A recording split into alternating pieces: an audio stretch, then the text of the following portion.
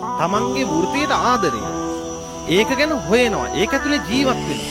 ඒ ඇයි මේ ඉලක්ක වලට හදවතීම පෙම්බඳින මේ ආදරේ ඌේ රස්සාව දෙකට දැම්මේ දෙකේ කොලට දාලා කතා. වෙනම ගත්ත ඉපදෙන කොට නැති පරිකම ගොඩක් කෙලව ගත්ත හැමතැනකම තිබ්බ උකින්නම මගේ කොපි කරේ නෑ ඔරුතුඹ වෙන්න මම සම කරන්න පිස්සුද උඹලට මාව උඹ වෙන්න මම සම කරන්න පිස්සුද උඹලට මාව හැමෝම කරන්නේ රංග පැම කවස්